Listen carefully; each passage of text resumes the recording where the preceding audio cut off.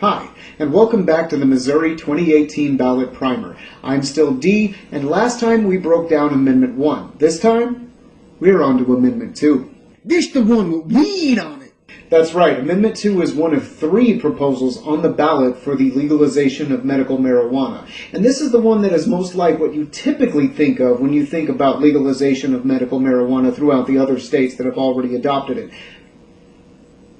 31, to be exact. Shall the Missouri Constitution be amended to allow the use of marijuana for medical purposes and create regulations and licensing/certification procedures for marijuana and marijuana facilities, impose a 4% tax on the retail sale of marijuana, and use funds from these taxes for health and care services for military veterans by the Missouri Veterans Commission and to administer the program to license, certify, and regulate marijuana and marijuana facilities? So, what's in the amendment? Well, essentially it wants to legalize the use and growth of medical marijuana for patients with qualifying conditions.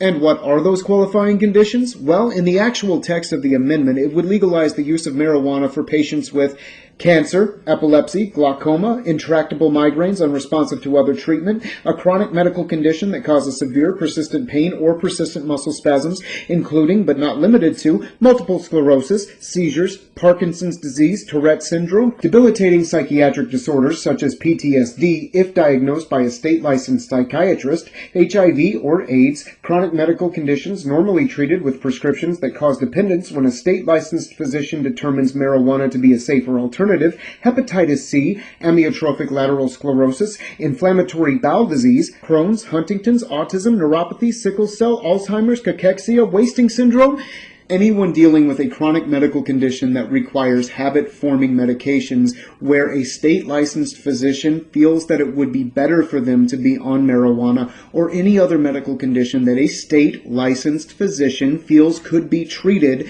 with marijuana therapy.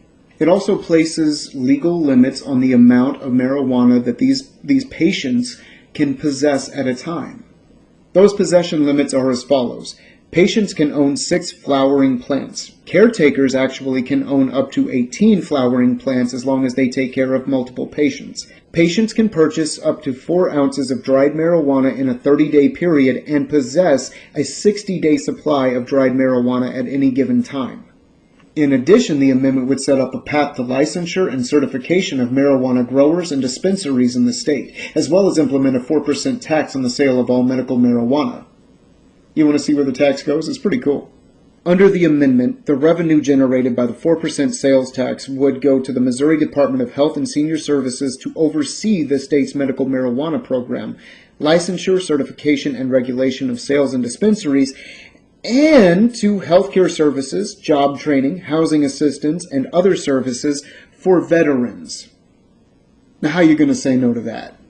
In a nutshell, Amendment 2 legalizes the growth, sale, and use of marijuana only for medical purposes, not for recreational purposes. It allows sick people to get the treatment that they need. It generates business in Missouri through marijuana distribution and sale. It creates jobs. It disincentivizes the illegal sale of marijuana. It benefits veterans. And it makes illegal marijuana use safer. Oh yeah, one of the unintended consequences of Amendment 2 would be making smoking weed when you're not sick safer. Now, hear me out on this. If you're one of those parents who don't want your kids to experiment with any drugs, I respect that.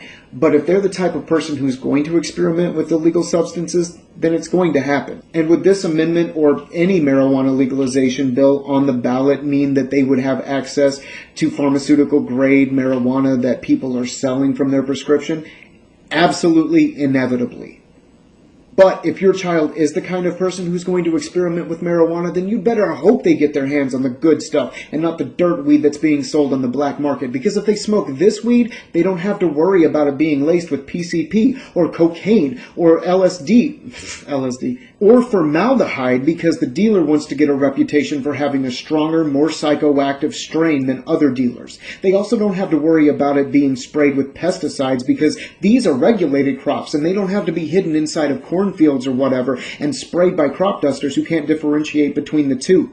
And besides, it's illegal to pop pills, but kids are taking opioids at an alarming rate, and I would rather your child smoke a pharmaceutical joint than pop a couple of oxys. Ultimately, I say vote yes on Amendment 2, because it benefits sick people, because it benefits Missouri, it creates jobs, and it takes care of vets. Amendment 2 is also awesome. That's it for now. Check in next time for Amendment 3. Big kiss. Bye-bye.